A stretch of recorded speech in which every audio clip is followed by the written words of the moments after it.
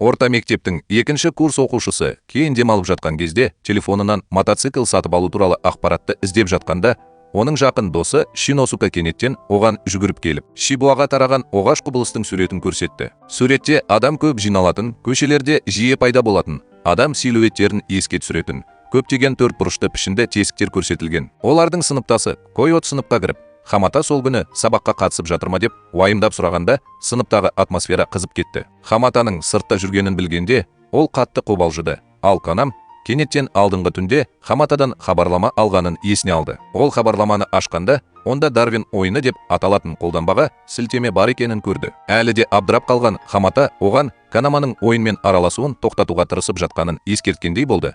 Бірақ Кона кездейсоқ экранды түртіп алды. Бірден телефоннан бір түрлі жылан тәрізді тіршілік иесі шығып, Канаменің мойнынан тістеп алып, үрейленіп орнынан тұрып, содан кейін бірден еденге, сынып еденіне құлап кетті. Ол есін жиған кезде, Киото Дарвиннің ойыны туралы көбірек білу үшін кешке Канамемен кездесуге шақырды. Болған оқиғадан әлі де есеңгіреп, мектептен демалыс алуға бел буып, үйіне абдырап қалған күйде оралды. Пойызбен келе жатып, Дарвин S-Game ойын қолданбасында кенеттен қос шақыру пайда болды. Ол не болып жатқанын түсінбей тұрып, жүйе оны автоматты түрде панда лақап атын пайдаланатын ойыншыға сәйкестендірді. Бір таңқаларлығы, пойызда оның қарсысында отырған адам дәл осы қарсылас болды. Ер адам бірден пышақты суырып алып, Канамаға шабуыл жасап, оны қашуға, пойыздан кетуге және қашып кету үшін адамдар көп көшеге жүгіруге мәжбүр етті. Ол көмек сұрайтын полиция бөлімшесін тапқанымен, сол жерде тұрған полицейді оның көзінше панда өлтірген. Бұл шарасыз жағдайда досын құтқару үшін қолында арбалеті бар Койот пайда болды. Жебе тигеніне қарамастан,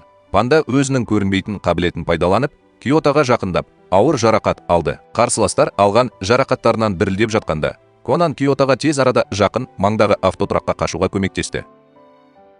Жол бойында Киото бұл оқиға Дарвиннің ойынында аман қалудың қатыгез ережелерінің бір бөлігі екенін айтты.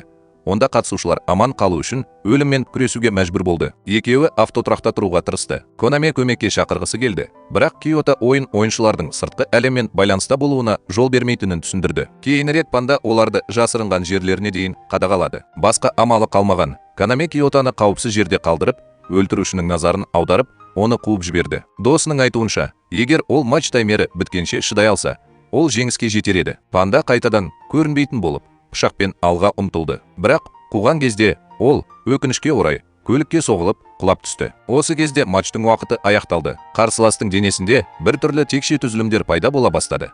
Содан кейін олар бірте-бірте ыдырап, дене бөліктері ешқайда жоғалып кетті. Бірнеше секундтан кейін ол жатқан жерде Шинозуканың бір күн бұрын фотосуретте көрсеткеніне ұқсас терең төртбұрышты тесік пайда болды. Панда шын мәнінде Хаматаны ертерек өлтірген адам болған. Хаматаға шабуыл жасалғанда, ол Канаға апат туралы хабарлама жібере алды.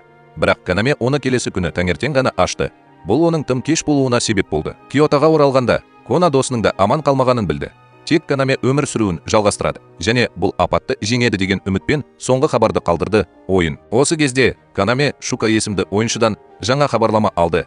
Егер оған көмек қажет болса, порт аймағындағы қоймада кездесуді ұсынды. Ол келгенде Шука есімді аққұба қызды кездестірді. Ол Дарвиннің ойынына алғаш қосылғаннан бері Канаменің соңынан жасырын түрде еріп келе жатқанын мойындады. Шука Канамеден Сигил деп аталатын ойын арқылы өзінің ерекше қабілетін көрсетуді талап етті. Бірақ Канаме бұл туралы ештеңе білмеді. Шука Сигилдің қолданбадағы жылан шаққаннан кейін әрбір ойыншының бойында болатын ерекше қабілет екенін түсіндірді. Әдетте, ойыншылар бұл дағдыны ешбір нұсқаусыз белсендіре алады. Дегенмен, қолданбада әрбір ойыншының Сигилі туралы толық ақпарат бар бөлім бар. Кенім есептік жазбасында қате орын алды және оны анықтау мүмкін емес. Шука Канаменің күшін оны Дарвиннің ойынына шақыру арқылы тексеруге шешім қабылдады. Оның символы оған темір шынжырларды басқаруға мүмкіндік берді. Дуэль басталған бойда ол алға ұмтылып, Канаймды қойманың барлық жеріне шашыратып жіберді. Ол келгенге дейін өзін өзі қорғау үшін тапанша сатып алғанымен, заңға қайшы келуден қорқып, оны үйіне тастап кеткен. Жүгіріп келе жатып, кенет оның қолында мылтық пайда болғанын көрді.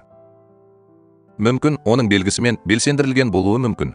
Ол оны бірден қарсы шабуылға қолданып, Шуканы жалтаруға мәжбүр етті. Осы артықшылықты пайдаланып, Канаме электр жүйесін бұзып, тұзақ құрды. Содан кейін ол қарсыласын бағындыру үшін қараңғылықтан шықты. Ол ешкімді аса қажетсіз өлтіргісі келмейтінін және әлі де екеуі де аман қалады деп үміттенетінін айтты. Кананның табандылығына тап болған Шука берілуге келісіп, сол сәттен бастап оны өз тобының жетекшісі деп санады. Бәрі реттеліп болған соң, Канан шаршап аққұбаның иығына құлап түсті. Таңертеңгі жарық терезенің саңлауларынан өтіп бара жатқанда, Қанан ақырын оянып, кеше түнде Дарвиннің ойынында онымен бірге өмір мен өлім үшін күрескен аққұба қыз Шуканың пәтерінде жатқанын көрді. Болған оқиғадан кейін Шука алдағы шайқастардағы әрекеттерді жақсырақ үйлестіру үшін Канамемен одақ құруды белсенді түрде ұсынды. Кейбір күдіктерге қарамастан, Кона бұл жақсы ниетті ұсыныспен келісе отырып, басын изеді. Алайда оның деңгейі әлі екінші деңгейге жетпегендіктен, ол топты ресми түрде басқара алмады. Сондықтан олардың қарым-қатынасы жүйе бойынша уақытша достық деңгейінде қалды. Шука таңертең ойынның ерекшеліктерін егжей-тегжейлі түсіндіріп берді. Ол ойыншылар матчтарда жеңіске жеткен сайын оларға белгілі бір ұпай саны берілетінін айтты. Бұл ұпайларды валютаға айырбастауға немесе көмекші заттарды сатып алуға пайдалануға болады. Ең пайдалы заттардың бірі баспана деп аталады.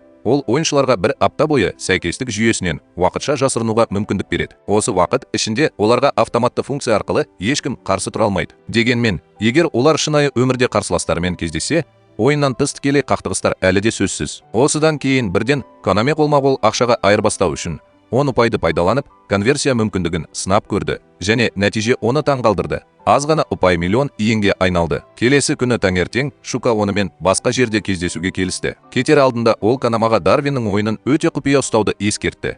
Өйткені бөгде адамдарға кез келген ақпаратты жариялау жүйемен қатаң жазаланады. Осы себепті тәжірибелі ойыншылар ойынның толық атауының орнына DGM лақап атын жиі қолданатын. Бұл кездесу Сибуада өтті. Онда бүгін сирек кездесетін қазына іздеу шарасы өтті.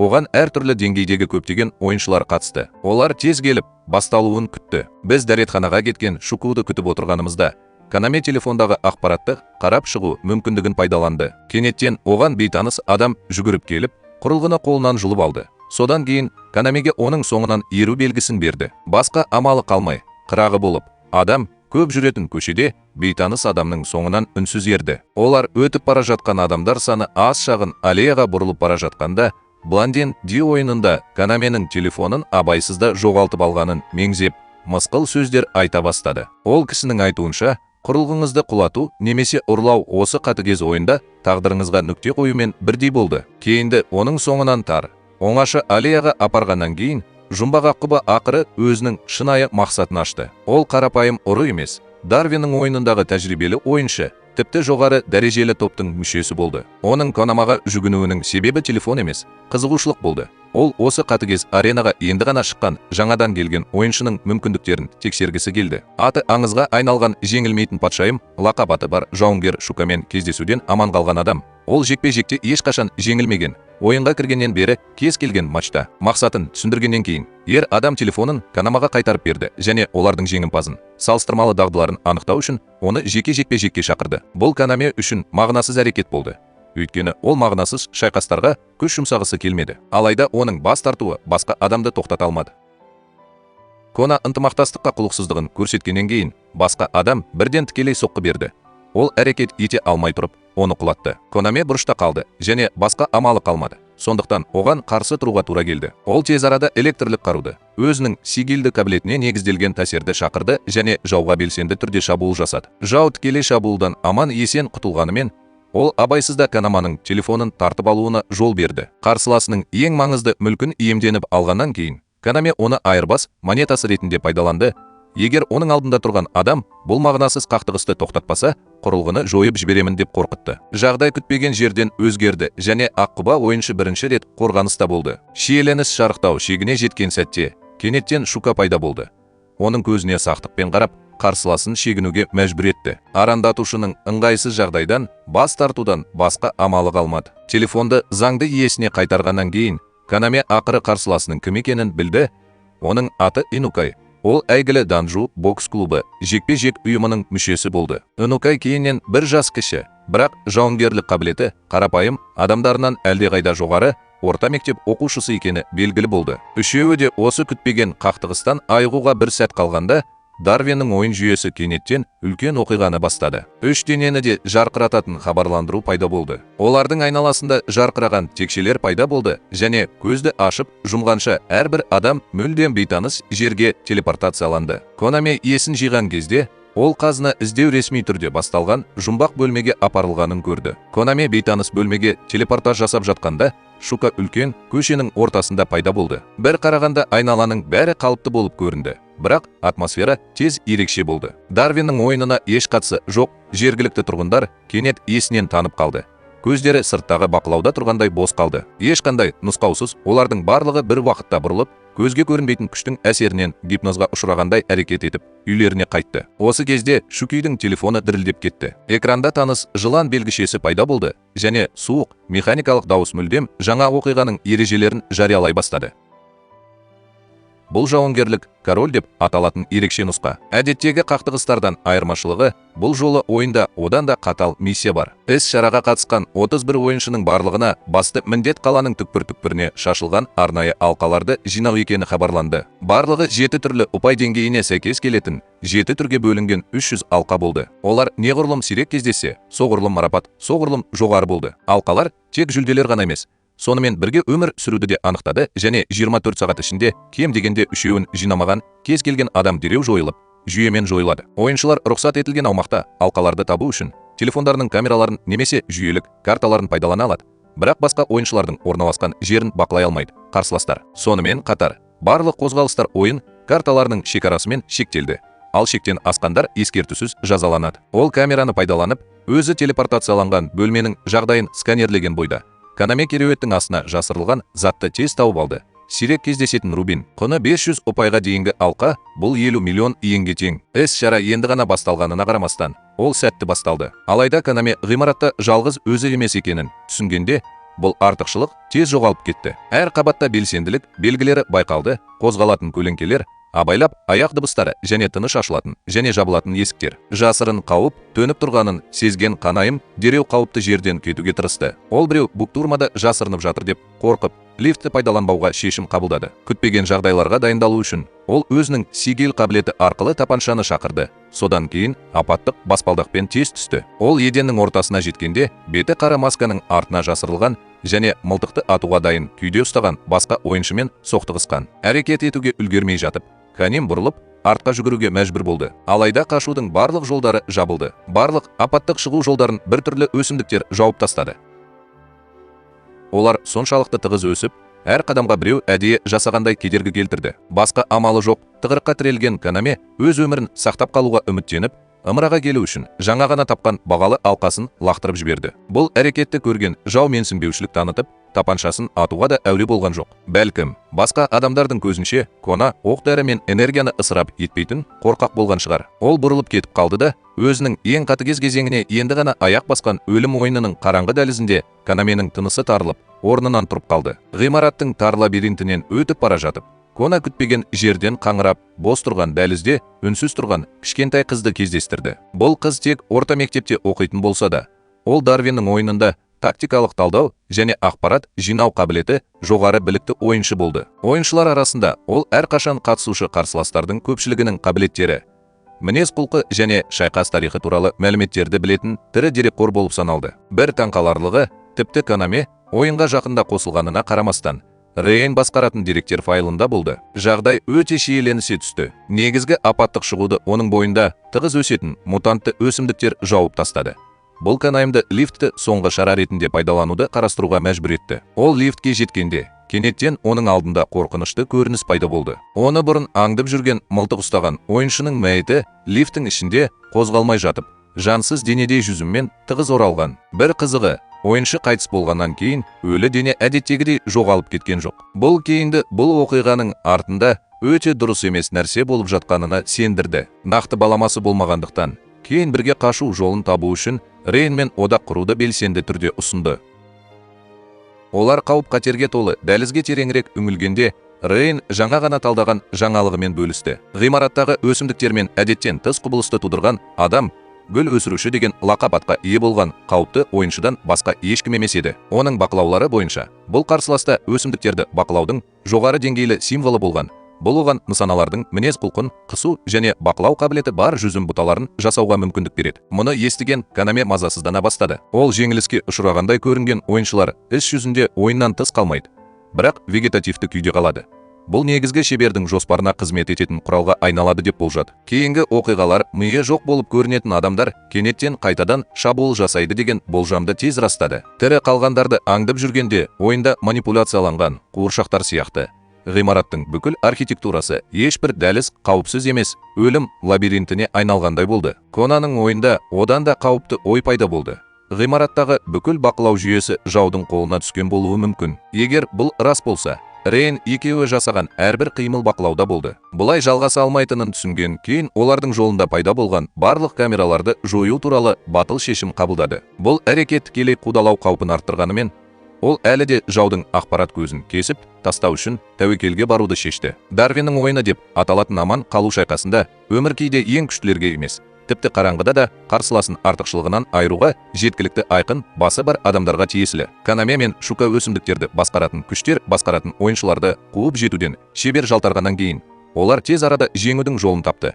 Көп қабатты үйдің ортаңғы қабатындағы құпия бөлме. Олар қарсыластың бақылауынан уақытша қашып кеткен жер. Осы қарбалас тыныш жерде Шука барлық жүзім бұталарын басқаратын адамның флорист екенін түсіну үшін көп уақытты қажет етпеді. Өсімдіктерді басқарудың өте қауіпті қабілеттері бар ойыншы. Ол ғимараттың бақылау бөлмесінде орнатылған бақылау жүйесі арқылы олардың әрбір қимылын үнсіз бақылап отыруы мүмкін. Олардың енді пассивті болып қала алмайтынын түсінген, ол бірден қарсыласын өзін тікелей көрсетуге мәжбүрлеудің батыл стратегиясын жасады.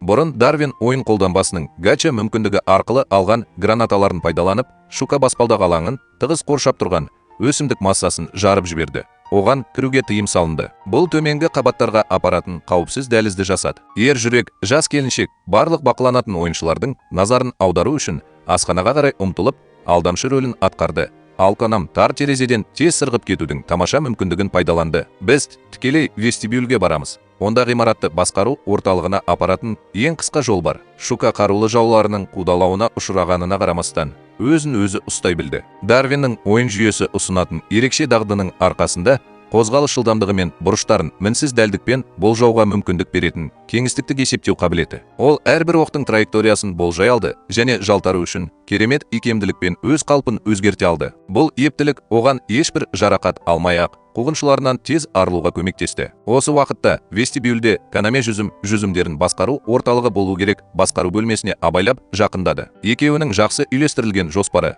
флористті Сансат Рейвенс деп аталатын ойыншымен бетпе-бет келіп, қауіпсіз позициясынан кетуге мәжбүр етті. Пайда болғаннан кейін, ол өзінің шеберлігін толығымен пайдаланып, аймақтағы жаппай өсімдіктерді дереу жабуға мәжбүр етті.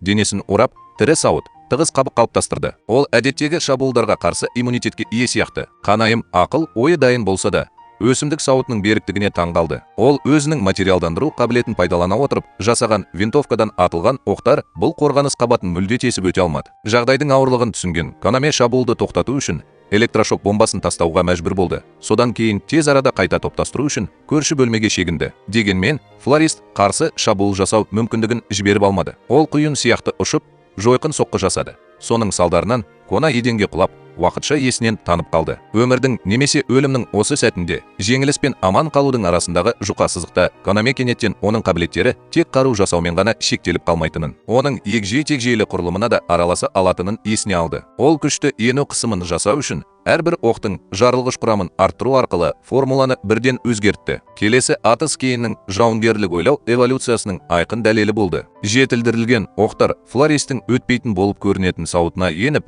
жауды үздіксіз атыс күшімен иілуге мәжбүр етті. Оны сол жерде аяқтауға мүмкіндігі болса да, кейін басқа ойыншыны аямауға шешім қабылдады. Бұл адамгершілікке негізделген шешім. Бұл қатыгез әлемде сирек кездеседі. Көп ұзамай Рейн бүкіл процесті қашықтан бақылайтын деректерді талдаушы данышпан қыздың алдына шықты. Алғашқы кездесуінде қарсылас болған кейін, Рейн және Шуканы қоса алғанда 3 адамда жиналып, аман қалу үшін одақ құруға шешім қабылдады. Дарвин ойыны сияқты өлімге әкелетін ойында жалғыз ережелердің жоқтығы болып табылады. Ұжымдық күш бұл ең күшті қалқан. Өлім, жаңбыр олардың басына түсетін ықтимал қауіпті жасырмады. Осы корольдік матчқа қатысқан 300-ден астам ойыншының арасында атышулы эйс ұйымының жетекшісі өте қанішер адам Ванг болды. Ол ұпайлар мен марапаттар үшін күрескен жоқ.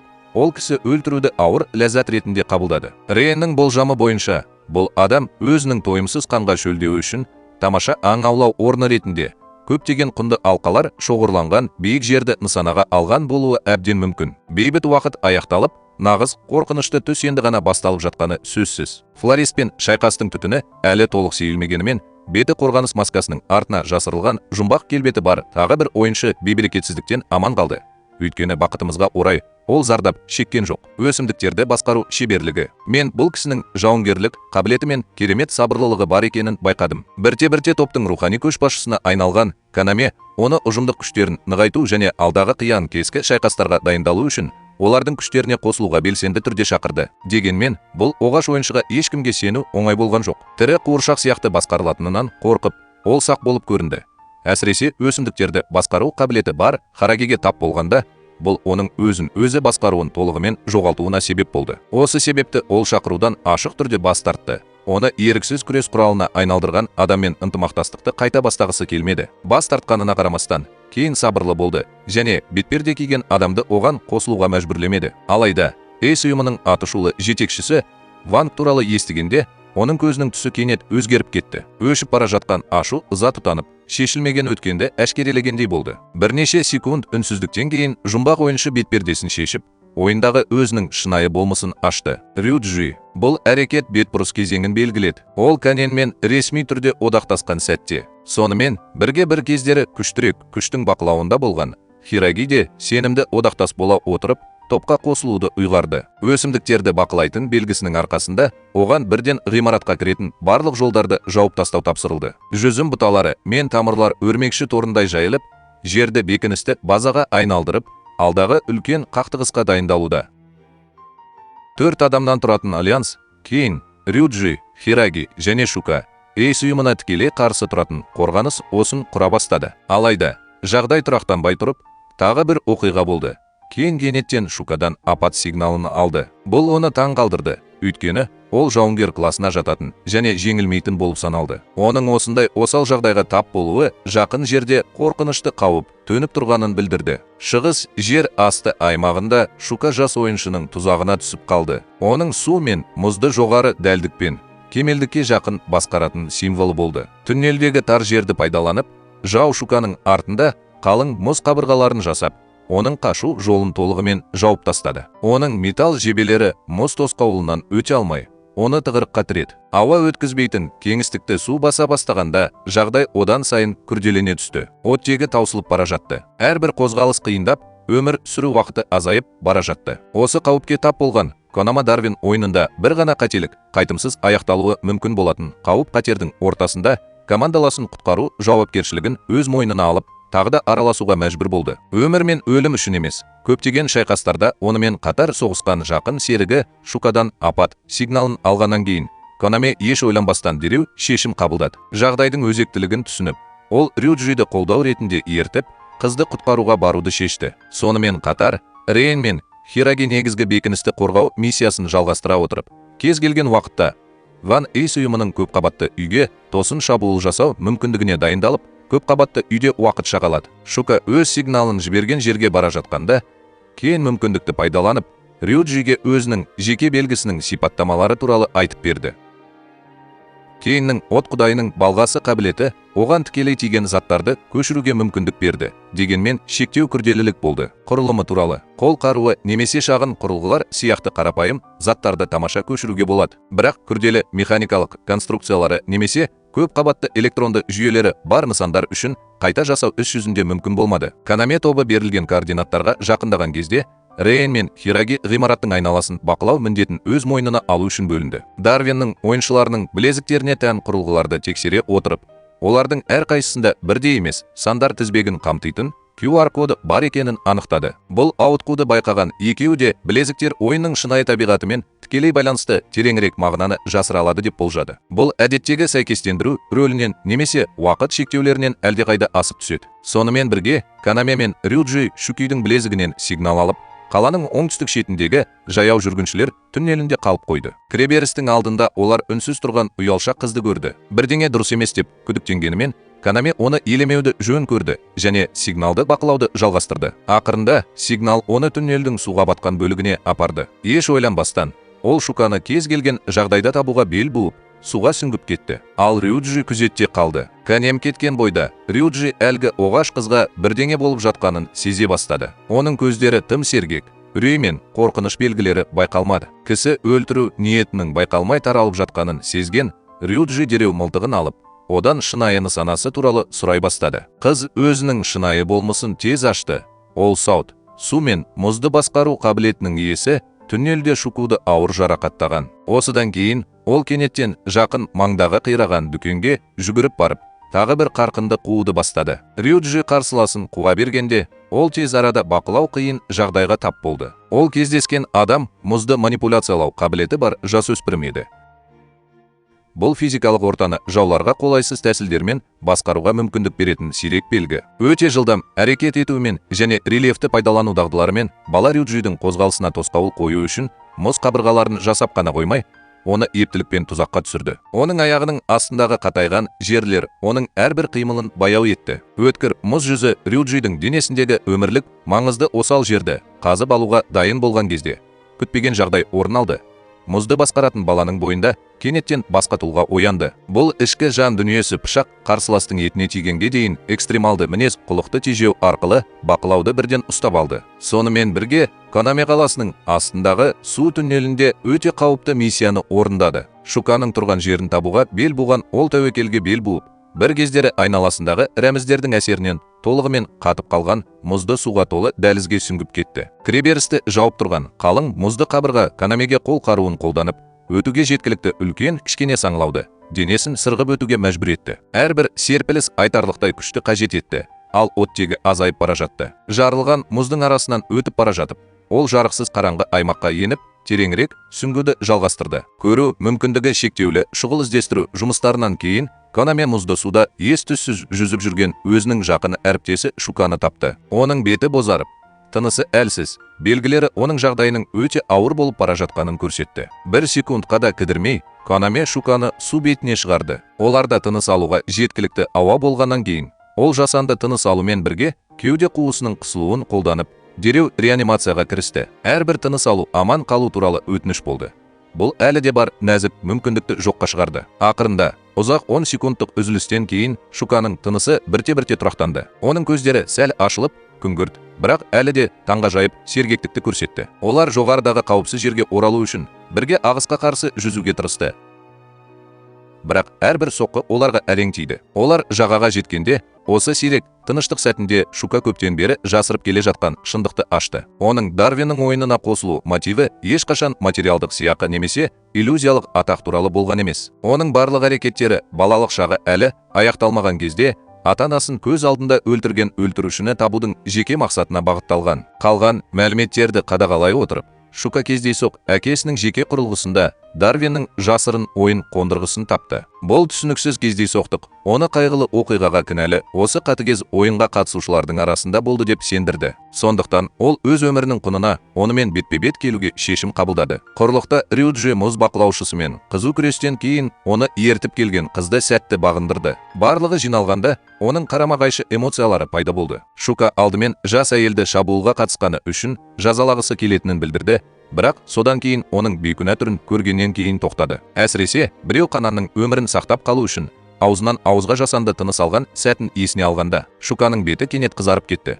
Бұл болат жауынгер үшін сирек кездесетін эмоция, әдетте ұрыс даласында сондай салқын қанды. Бұл оғаш қыз кейін өзін сүй деп таныстырды. Кәдімгі ойыншылардан айырмашылығы оның сұйықтықты икемді деңгейде басқаратын белгісі болды. Бірақ топты ең қатты таңғалдырғаны бұл кішкентай дененің ішінде тағы бір тіршілік иесінің, оның Сауд есімді қайтыс болған егіз ағасының болуы. Ауыр апаттан кейін Сауд Арабиясының санасы түсініксіз механизм арқылы Суаның физикалық денесімен біріктірілді. Енді екеуі бір денеде қатар өмір сүріп, оны психикалық жағдайына қарай кезекпен басқарды. Бөлек телефон олардың арасындағы эго шекарасын сақтайтын жалғыз көпір болды. Әр адамның сигилінің қарама-қарсы қасиеттері болды. Сұйықтықтарды басқара алады. Ал Саудтың айналасындағы кез келген ылғалды физикалық мұзға айналдыру қабілеті болды. Ерекше қабілеттеріне де, шынайы көзқарасына да тәнті болған Канаме сүйді күн батқан қарғаларға қосылуға шақыруды ұйғарды. Оның қатысуы ойынның барған сайын зорлық, зомбылық кезеңінде команданы тұрақтандыруға көмектесті. Жер асты күштері пайда бола бастағанда, көп ұзамай Рейн тағы бір хабарлама жіберді. Мазмұн марапаттар мен ұпайлар төңірегінде емес, тереңірек нәрсеге түбірлік жүйеге қол жеткізуге, немесе Дарвиннің бүкіл ойынының құпия жұмысына бағытталған. Осы кезде 8-ші Ванның басшылығымен тірі қалған ойыншылар тобының уақытша баспанасына бағытталған үлкен шабуыл жасады. Қонақ үй бірден хаосқа ұшырады. Тыныш, бірақ адал жауынгер Хира қиын жағдайды түсінді. Ол бірден жеткілікті күшті жауынгерлерді қананға шегінуге шақырды, ал өзі жауды бөгеу үшін артта қалуды жөн көрді. Хира ешқашан жеңіске ұмтылған емес. Оның мақсаты Сауаның әпкесі Сүзюнмен құрдас кішкентай қызын сауықтыруға көмектескені үшін марапат алу болды. Ол үшін әрбір таңдау әке махаббатына байланысты болды. Ванның қол астындағы ең мықты екі жауынгер Жан мен Шукамен бетпе-бет келген Хира мұқият орналастырылған тұзақтарға қарамастан қолайсыз жағдайға тап болды. Өйткені қарсыластардың атыс қабілеті жоғары болды. Олардың біреуін жеңгеннен кейін ол жертөледе алдын ала дайындалған жарылыс механизмін іске қосу арқылы түпкілікті ымыраға келуге мәжбүр болды. Хираның өлімі жай ғана құрбандық емес, сонымен бірге өз жанқиярлығын сақтап қалу үшін өз жанқиярлығын қабылдаған әкенің қайтпас рухы бар шешім болды. Басқалар үшін аман қалу туралы. Кана топтың ең жас мүшесі, бірақ ерекше технологиялық интеллектке ие. Өкінішке орай, сирек кездесетін үмітсіздік немқұрайлылық сәтінде 8-шінің қолына түсті. Ванг өзінің салқын қандылығымен және терең ниетімен оған бірқатар психологиялық және физикалық азаптауларды қолданды. Оның мақсаты Дарвиннің ойынына қатысты құпия ақпаратты, соның ішінде жүйенің жұмыс істеу механизмін, ашылмаған элементтерді және ең терең деңгейге жеткендерге ғана белгілі деректерді алу болды. Түсінікті болар еді. Барлығы Кананы есінен танып қалмай тұрып, құтқарудың амалы жоқ деп ойлағанымен, күн батқан қарғалардың негізгі күштері кенеттен қараңғылықтан пайда болды. Мұқият ойластырылған жоспардың арқасында ең кішкентай бөлшектерге дейін олар уақытша таң қалдыру әсерін жасау үшін қысқа қашықтықтағы таң қалдыратын таратқыштарды пайдаланды. Бұл тосын шабуылға жол ашты. Осы маңызды сәтте олар Канамен бірге келген қарақшыны тез арада жойды. Ол өмір мен өлімнің арасында бір ғана нәзік күрсініс пайда болған кезде ол өлімнен аман қалды. Осыдан кейін бірден Кона кейінді қауіпсіз баспанаға алып барды. Онда ол көптеген қайғылы оқиғаларды тудырған Дарвин ойынының операциялық жүйесін толық декодтау бойынша маңызды миссияны жалғастыра алады. Алдыңғы шепте жүргенде Шука мен Рейн алға жылжып келе жатқан 8-ші топты тоқтату үшін қалуға шешім қабылдады. Олар артықшылықтар жасау үшін шағын дәліздерді, тар баспалдақтарды және қараңғылықты пайдалана отырып, қараусыз қалған қалалық аймақтың күрделі рельефіне негізделген партизандық тактиканы белсенді түрде қолданды. Олардың қарсы шабуылдары басым болмаса да, қарсыластың назарын аударуда өте тиімді болды. Рейн бір уақытта Канамен ішкі жүйе арқылы байланыста болды. Ол ұрыс кезінде параллельді талдау үшін жинаған шифрланған деректерді үздіксіз жіберіп отырды. Бұл арада бір кездері жер асты әлемінде атышулы өлтіруші болған Рюджи қапталға қысым жасау үшін тактикалық қашықтықты сақтауға шешім қабылдады. Алайда, күтпеген жағдайда ол тікелей буктурмаға түсіп, сол қолының толығымен дерлік жойылуына себеп болды. Қан үздіксіз ағып тұрды.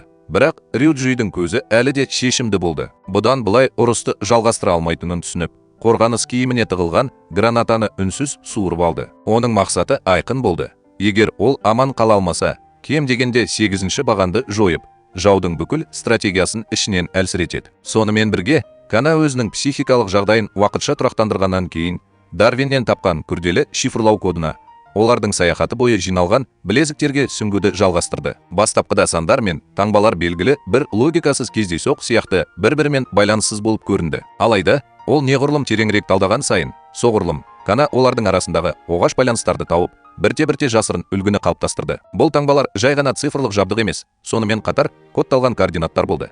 Әр білезікте картаның бір бөлігі болды. Бұл басты жүлдеге әкелді.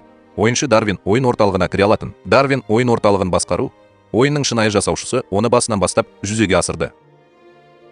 Өзінің өткір стратегиялық аналитикалық ақыл ойының арқасында Рейн жүйенің құрылымдық принципін бірден түсінді. Ол бастапқы дерек қоры бар негізгі сейфтің нақты орнын анықтау үшін Канамен үйлестірді. Егер ол дұрыс қолға түссе, Дарвиннің ойынын толығымен тоқтатуы мүмкін. Алайда ол жаққа сапарды Вангпен кездесусіз аяқтау мүмкін емес еді. Рюджи өлімге әкелетін гранатаны іске қосуға дайындалып жатқанда, Кана күтпеген жерден ұрыс даласына оралды. Қолында қаруы жоқ және ешқандай қорғаныс қалпын көрсетпестен, Кана күміс қорытпасынан жасалған затпен қолын жоғары көтеріп, өте сабырлы түрде шықты. Бұл жоғары техникалық стандарттарға сай жасалған және негізгі дерекқорға тікелей қосыла алатын бір түрлі кілт болды. Кана жоюды таңдаудың орнына барлығын таң қалдырған шешімді ұсынды. Келіссөздер. Ол бұл кілтті 8-шіден шартты түрде шығу үшін айырбастауға дайын болды, бірақ қорқыныштан емес. Одан әрі қажетсіз құрбандықтардың алдын алу үшін. Бұл батыл әрекет өзін-өзі анықтауға деген сенімнен, күшке емес, терең адамгершілікке негізделген шешімнен туындады. Бұл ұсыныс екі тарапты да бір сәтке атысты тоқтатуға мәжбүр етті. Таңданыс ұрыс даласына тарады. Ұпай санын немесе күшін емес,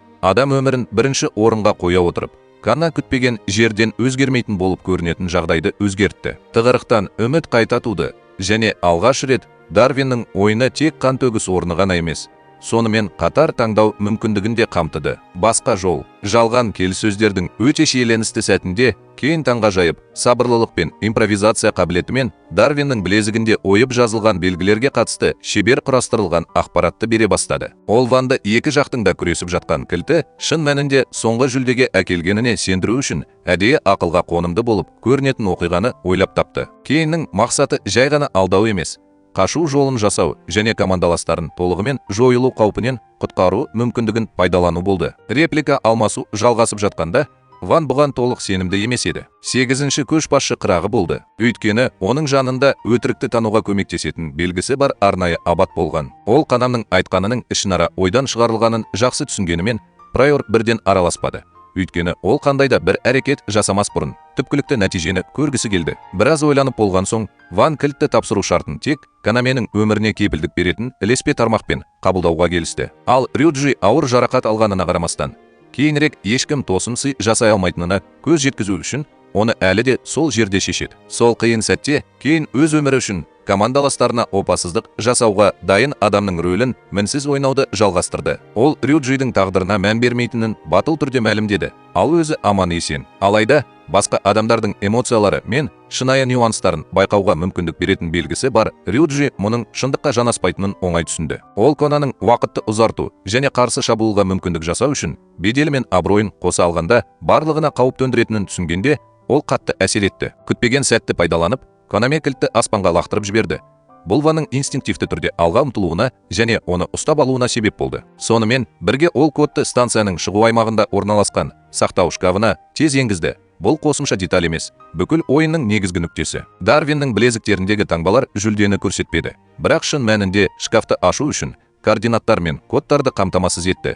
Бұл қазына іздеу әрекетінің мәнін қамтитын қойма. Шкаф ашылғаннан кейін оның ішіндегі құпия механизм бірден іске қосылды. Жарқын, жарық сәулесі жыпылықтап, картадағы қалған ойыншылардың барлығы кездейсоқ түрде қаланың әртүрлі аймақтарына телепортацияланып, оқиға орнында тек Канаме қалды. Оның алдында шкафтың ішінде кішкене темір қорап болды. Канаме оны ашқанда ішінен шырылдаған телефонды тапты. Ішіндегі жалғыз зат. Ол телефонды алаңдаушылықпен көтерді. Ал сымның екінші жағындағы дауыс оның арнайы іс-шараның соңғы жеңімпазы екенін жариялады. Конамаға сыйлық ретінде бір ғана өтініш жасауға рұқсат етілгенде, ол Дарвиннің ойынынан бас тартқысы келетінін білдіруден тартынбады. Бұл тілек оның жүрегінде бұрыннан бар. Алайда әкімшінің жауабы оны үнсіз қалдырды. Жүйе қатысқаннан кейін ойыннан шығуға мүмкіндік бермейді. Жеңіс толық көрінгенімен, Канаме күткенде еркіндік әкелмеді. Ойын жалғасып, қатал ережелер ешқашан өзгермеді. Енді ол Дарвин ойыны деп аталатын бұл тартпас құйынға тереңірек үңілді. Осы аман қалу ойынының шынайы мақсатын ашқаннан кейін, бүкіл жүйенің артында тұрғаны адам. Егер ойыншылар өлім спиралынан құтылғысы келсе, олардың тек екі жолы бар екенін растады. Таңдау, не абсолютті жеңіске жету, яғни ойын автоматты түрде аяқталуы үшін жүйе ұсынған барлық тапсырмаларды орындау немесе шебердің кешін табудың, оны толығымен жоюдың. Содан кейін Дарвиннің бүкіл негізгі ойын жүйесін жоюдың қауіпті әдісін таңдау. Бәрін тыңдап болған соң, Кон Имсуды біраз ойланғаннан кейін ерекше артықшылықтар сұрады. Және бұл өтінішті екінші жақтағы жүйелік операторлар тез арада мақұлдады. Басқа жағдайда, алдыңғы қақтығыс кезінде өз өмірін құрбан еткен Харагидің жас қызы ақыры сақтандыру компаниясынан өтемақы алды. Соған қарамастан, кішкентай қыздың көздері әлі де күмәнге толы болды. Бұл нәзік жүрек әлі де әкесінің кенеттен кетуі туралы азапты шындықты қабылдай алмағандай болды. Сонымен бірге, өткені қиын жас жігіт Рюджи Мисакаға жұмбақ аққұба көмектесті. Ол шайқаста ауыр жарақат алғаннан кейін оның қолын қайта жасау үшін айдаһар шынжырларын пайдаланды. Кей есімді қыз Данжу есімді шетелдік жауынгер басқаратын Дарвиннің ойын әлеміндегі гильдия тәрізді топ Сансат Рейвенс жекпе-жек клубының негізгі мүшелерінің бірі ретінде танымал болды. Бұл адам бұрын болған Трежер Хант ойынынан аман қалған соңғы адам болғаннан кейін танымал болды. Абсолютті жеңіске жеткеннен кейін Данжу өзінің ерекше құқықтарын пайдаланып, ойыншылар өздері басқаратын ортада ұпайлар үшін бір-бірімен бәсекелесе алатын жеке арена құрды. Бұл орын Дарвиннің бейберекет әлемінде жаттығуға және өз позицияларын нығайтуға ұмтылатын ойыншылар үшін үйреншікті орынға айналды. Сансыз шығындар мен құрбандықтармен аяқталған қатыгез қазына іздеуден кейін Канем псевдо Дарвиннің ойынының бүкіл пейзажын өзгерту туралы батыл шешім қабылдады. Ол енді осы өлімге әкелетін ойында қатыгез күштерге жалғыз қарсы тұрғысы келмеді. Сондықтан ол ресми түрде күн батқан қарғалар деп аталатын өзінің альянсын құрды. Топтың мақсаты адамдар өз өмірлері үшін күресуге мәжбүр болған бейберекет әлемде аман қалу және жаңа тәртіп орнату болды. Бастапқыда Сансат Рейвенс тобының құрамында әрқашан кейінмен қатар соғысатын шынжырлы, шебер жауынгер әйел Шука Карино болды. Бұл Рейн Кашиваги, өте дәл тактикалық талдау қабілеті бар тамаша қыз. Бір кездері олармен бетпе-бет келген. Бірақ қазір топтың идеалдарына берілген банданың бұрынғы мүшесі Рюджи Мисака және мінезі екіге бөлінген Суи, тыныш қыз және оның егіз ағасы Саут оның санасында өмір сүреді. Өз ықпалын кеңейту мақсатында Konami Darwin ойынының жер асты аренасы жүйесінде дербес жұмыс істейтін жекпе-жек тобының кландық бокс клубының жетекшісі Данжға жүгінді. Бұл топ дұшпандық танытпаса да, олар басқа күштерге бейтарап болды. Konami мұны альянстың әлеуеті деп санады және ынтымақтастықты жеке өзі ұсынды. Данжу бас тартпады, бірақ нақты шарт қойды. Егер Конна одақтас болғысы келсе, ол онымен жеке-жеке тікелей кездесуге баруы керек. Бір матч. Айқын физикалық сәйкессіздікке қарамастан Konami бұл сынақты қабылдады. Ал Данжу әлемдегі ең мықты 4 ойыншының бірі болды. Бүкіл ойын бойы биологиялық трансформацияға қабілетті.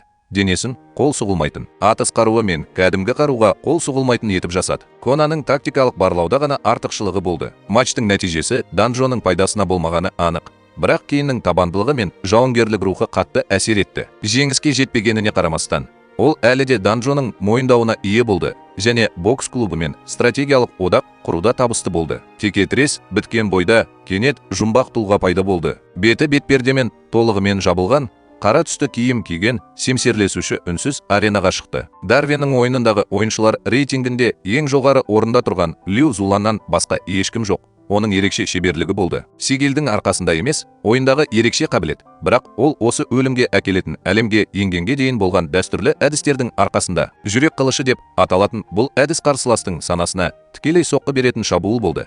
Бұл құрбандарға олардың өмірі енді ғана аяқталғандай шынайы сезім тудырды. Олардың денесі зақымданбағанымен, дәл аренада Зулан бұл әдісті Konamiге бір сәтте шынымен өлгендей сезіну үшін қолданды. Мұнымен тоқтап қалмай, ол Рюджи мен Рейнді оңай жеңе берді.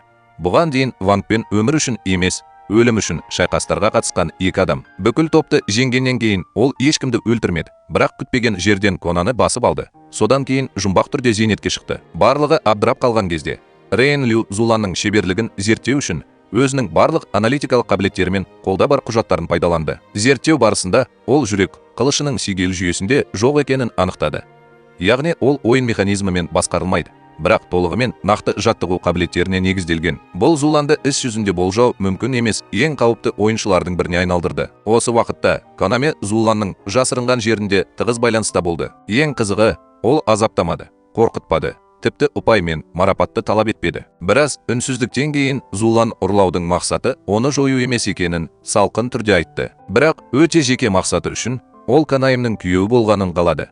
Бұл Дарвиннің ойынының зорлық, зомбылық контекстіне мүлдем қайшы келетін күтпеген мәлімдеме. Күн батуы Равенс фильмінде ешкім болжай алмайтын оғаш бетбұрыс жасады. Рейн Кашивагиден кейін псевдоның тұтқынға алынғаны туралы ақпарат алғаннан кейін Шука Карино құтқару жоспарын жүзеге асыру үшін Сансат Рейвенс тобының барлық мүшелерін тез жинады. Топ бірден жолға шықты, тек өз көшбасшысын аман-есен қайтару мақсатымен батыл әрекет етті. Басқа салада Дарвиннің ойын рейтингінің көшбасшысы Лю Зулан өзінің шынайы мақсатын аша бастады. Өзінің әдеттегі суық келбетіне қарамастан, ол Конанның соңынан еру ниетінің күтпеген себебін атады. Ол өзіне мұраға қалған ассасиндер кланы үшін тамаша ұрпақ қалдырғысы келді. Генетикалық ақыл ойы бар Зулан Konami сияқты өмір сүрудің жоғары қасиеттері бар адаммен бірігу идеалды келесі ұрпақты жасайды деп сенді. Зуланға адамдардың келе жатқанын ескерткенде, ол олардың күн батқан қарғалармен қоршалғанын бірден түсінді. Konami құтқарылуды күтудің орнына тактикалық ұсыныс жасады. Егер ол топтағы ешкімге зиян келтірместен қашып кетсе, ол оның үйлену туралы ұсынысын қарастырады. Бұл шеберлікке де, психологияға да бағытталған сынақ. Зулан бұл даулы міндеттемені қабылдады. Ол соққы жасамай, ақ қашып құтыла алатынына сенімді болғанымен, ол элиталық формацияға және Konami'нің өзі жасаған тұзақ жүйесіне тап болды. Нәтижесінде ол өзіне тағайындалған сынақтан өте алмады. Қарсыласудың орнына Зулан Konami'нің стратегиялық талантын осылайша мойындау үшін күн батқан қарғаларға қосылатынын айтты. Қатысушылардың күдікті көз қарастарына қарамастан, Канаме бәрібір келісті, бірақ бір шартпен. Егер ол ұйымға опасыздық жасаса, онда ол алдымен оған опасыздық жасау керек. Бұл тыныштық пен ол ұмтылған идеалдың нанымды күшіне деген абсолютті сенімді көрсететін қысқаша ескерту. Баспанаға оралғаннан кейін, Канаме дереу арал аймағындағы өлмегендер ұйымының жетекшісі Вамнан бейнежазба алды. Кадрларда Шинозукидің адал досы Кона бейнеленген. Егер Кона аталған жерде көрінбесе, өлім қаупі төнген томпақ жігіт. Бұл жасырын әрекет Канаменің шыдамдылық шегіне жетіп, оның сабырлылық қабілетін жойды. Жақын досының қауіп қатерге тап болуына жол бере алмаған Канаме дереу күн батуы қарғаларының барлық мүшелерін жинап, оны құтқару үшін батыл әрекет дайындады. Бұл миссияда олармен бірге бұрын Канамаға жекпе-жекте көмектескен Данжу бокс клубының тәжірибелі жауынгері Инукай болды. Топ бейнежазбадағы координаттарға сәйкес, порт аймағына жақындаған кезде оларды күтпеген жерден андат мүшесі Кейичи жауып тастады.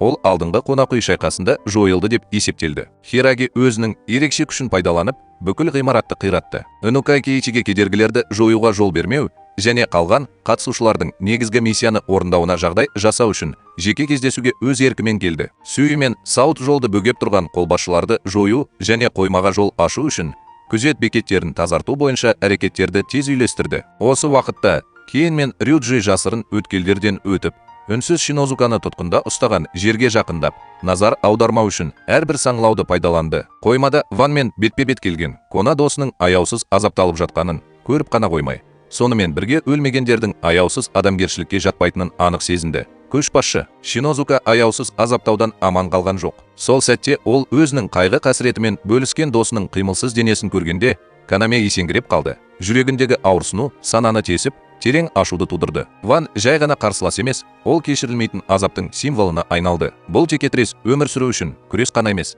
сонымен бірге Ван жасаған барлық істері үшін соғыс жариялау болды. Жүрегінде жалындаған ашумен Канаме мен оның серіктері өмір үшін емес, өлім үшін шайқасқа кірісті. Тіпті егер бұл оны қалған барлық күштеріне айырбастауды білдірсе де, өлмегендердің қауіп қатерін толығымен жоюға бел буды. Сол сәтте Канаме оның жағында соғысып жатқан шын жүректен серігі Шинозукидің мәйітін көріп, аяусыз өлтірілгенде, оның эмоциясы толығымен қатып қалғандай болды. Ауырсыну қатыгездікке айналды. Оның көздері жансыз болды.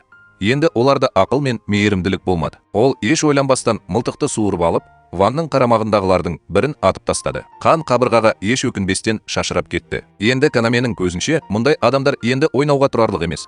Олар жансыз қатыгездіктің кесірінен аман қалған қоғамның қоқысы ғана болды. Бұрын Канаме Дарвин ойынына қатысушылардың көпшілігі ақылсыз әлемге бейімделуге мәжбүр болған қарапайым адамдар деп есептейтін. Олар табиғатынан емес, өзін өзі сақтау инстинктінен зорлық, зомбылыққа ұшырады. Алайда Ванг басқаратын андат ұйымымен ол виртуалды ойын мен шындық арасындағы шекараның толығымен бұлыңғыр екенін түсінді. Олар ойында да, шынайы өмірде де жабайы аңдар сияқты әрекет етті. Яғни олар өз еркімен салқынқандылықты таңдады. Бұл Канаменің бұл ұйымды мейірімсіз толығымен жойып жіберетінін айтып, өлмегендерге қарсы кландық шайқас бастау туралы батыл шешім қабылдауына себеп болды. Соғыс жариялауға жауап ретінде Ван ашуланып, қарамағындағыларды алға ұмтылып, Кейінді өлтіруге шақырды. Алайда бұл адамдар жақындай алмай тұрып, Кейіннің үлкен атыс күшімен жойылды. Күн батқан қарға жетекшісінің қатыгездігіне ешкім қарсы тұра алмас еді. Бұл жай ғана төбелес емес, өлім жазасы болды. Майдан шебінің арғы жағында шектен шыққан Ванг Шуканы көргеннен кейін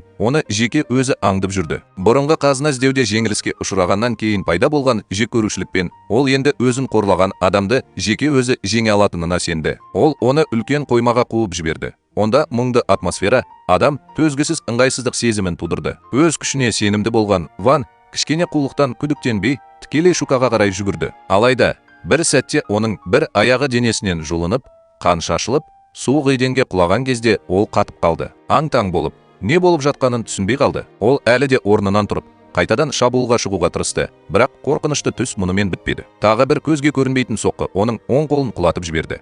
Жараның таза болғаны сонша, оны көрінбейтін пышақпен кесіп алғандай болды. Ауырсынудан дірілдеп, Ван шарасыздықпен айқайлап, Шукаға үздіксіз қарғыс айтты. Ашудан маңдайынан еденге бір тамшы қан тамды. Сол сәтте ол қорқынышты шындықты түсінді. Жарық қойманың айналасына шашылған сансыз, өте жұқа жіптерден шағылысады. Бұл жіптер жай көзге көрінбейтін дерлік, бірақ адам денесін бір жеңіл қимылмен оңай кесуге жеткілікті өткір болды. Шука керемет шеберлігімен және мінсіз дайындығымен бүкіл бөлмені өлім тұзағына айналдырды. Ол үшін жеңілмейтін жекпе-жек жауынгері. Бұл тек күштің жеңісі ғана емес, сонымен бірге оны бағаламағандарға арналған салқын мәлімдеме болды. Ол бұл шайқаста жеңілмес еді. Өмірінің немесе өлімінің осы сәтінде Шука ақыры өзінің ерекше қабілетінің құпиясын ашты. Шука болат сымды кәдімгі қару ретінде басқарып қана қоймай, сонымен қатар бұл жіптерді өте жоғары ультрадыбыстық жиілікте дірілдей алады. Осының арқасында олар жұқа және көрінбейтін болса да, кез келген адамның терісін, бұлшық еттерін немесе тіпті сүйектерін оңай кесуге бір ғана жіп жеткілікті болды. Бұл жай ғана инстинктивті шайқас емес.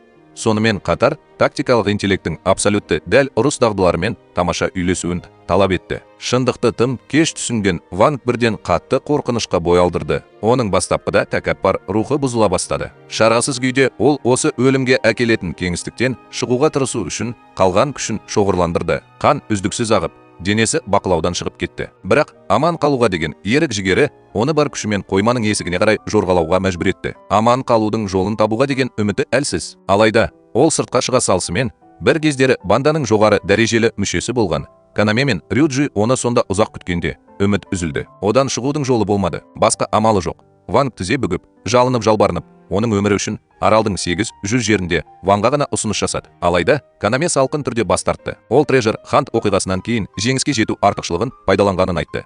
Бұл кландар арасындағы шайқастарда шексіз ұпайларға бәс тігуге мүмкіндік берді. Кейін 8 ұпайдан жоғары ұпай жинап, кез келген қарсыласынан әлдеқайда асып түсті. Нәтижесінде жай ғана жеңіске жету арқылы Ванның бүкіл өлмеген кланы жүйеден бір жола жойылады және оның қайта пайда болу мүмкіндігі болмайды. Ванг әлі де өзін ақтауға тырысқанымен ол қашып құтыла алмады. Конаме бәрін шешуші соққымен аяқтап, Шукидің өліміне себепкер болған адамды жазалады. Сонымен бірге басқа жерде Данжу руынан шыққан Үнукай өлмегендердің қауіпті қалдығы кейітпен аяусыз шайқасты. Шайқас екеуін де шегіне жеткізді, бірақ Ван жойылғаннан кейін жүйе өлмегендердің толық жеңілгенін жариялады. Үнукайға күресті жалғастырудың қажеті жоқ еді. Шайқас ресми түрде аяқталды. Атышулы жеңіске қарамастан, Кана жеңілгенін жасыра алмады. Онымен қатар соғысқан Шинозукидің өлімі толтыру қиын бос орын қалдырды. Конаме үшін Дарвиннің ойыны жай ғана аман қалу үшін шайқас емес, адамдарды да, арыстандарды да жойып жіберетін қатыгез көлік болды. Барлық күн батқан қарғалардың алдында Конаме өзінің алға басқан жолын батыл жариялады. Олардың мақсаты енді өмір сүру немесе ұпай жинау емес еді. Олар мұнымен бітетін еді.